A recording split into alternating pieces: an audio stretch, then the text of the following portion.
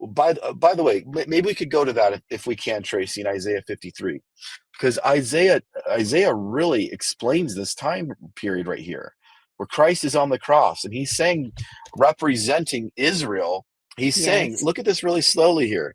Who hath believed our report? To whom is the arm of the Lord revealed?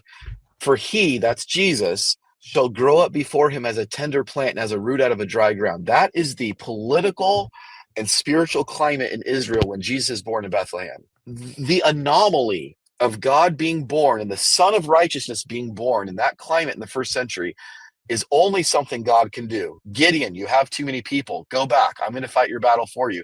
How about now, Lord? Nope, too many. Now, too many. 300 will get slaughtered just right. That's God's style. That's what he does. So only he can get credit. So Jesus is born at probably the darkest moment of human history, at the shortest life expectancy, where the Roman Empire is dominating Israel. And God says, now I'm going to be born.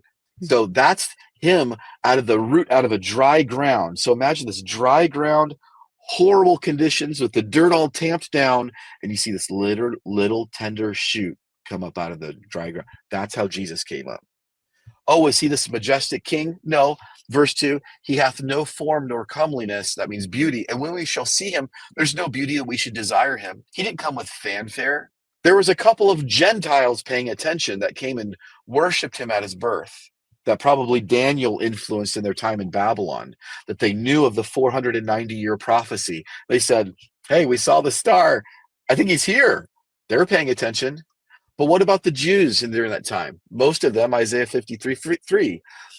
He is despised and rejected of men, a man of sorrows and acquainted with grief. And here's what they did. We hid, as it were, our faces from him. Very important here. He was despised and we esteemed him not. Surely he hath borne our griefs, carried our sorrows. But Isaiah, what's their estimation? What's the Jews' estimation of Jesus in the first century? Well, this is their estimation in the first century in prophecy, verse 4. We did esteem him stricken, smitten of God, and afflicted. You know what that means? In the first century, when Jesus was on the cross, those all forsook him. And they all looked at Christ getting beat on the cross. All of these people for Passover coming from all over the place. They didn't know who Jesus was. They didn't see any of the miracles. They just saw the Pharisees' leaders and they saw Pilate wash his hands clean. Who do you want me to release, Barabbas or Jesus? Give us Barabbas. What shall I do with Jesus? Crucify him. May his blood be on us and on our children. You know why? Because my estimation of him, I esteemed him, my estimation of him, verse 4, is that he was being stricken and smitten of God. Good.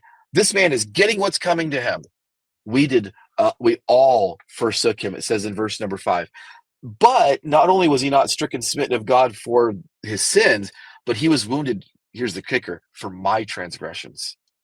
He actually took my place. He was bruised for our iniquities. The chastisement of our peace was upon him, and with his stripes we are healed. And this is what Isaiah says in verse 6, my point. All we like sheep have gone astray. Put this together with a couple thoughts. Jesus says, all that the Father has given me, I will in no wise cast out. By the time he goes on the cross, Isaiah is like, man, we all forsook him. So let's take this one thought at a time. If the promises to the Abrahamic covenant flow through the faithful remnant, and that faithful remnant gets smaller and smaller and smaller and smaller, by the time Zacharias is almost dead in the temple, he lifts up baby Jesus and says, mine eyes have seen the salvation of our God. I can die. I mean, there's very few people waiting for this. And by the time he gets on the cross, even Peter's like, I don't know him. And they all turn on him. And Jesus hangs there on the cross. And those few that are in covenant are in him. Then he dies. And so dies the old covenant. The system's over. The system's over. And now Israel is free from their divorcement and they can marry another. They're no longer under the law because of the dead body of Christ. It's over. Except for it doesn't end there, and he rises again 3 days later.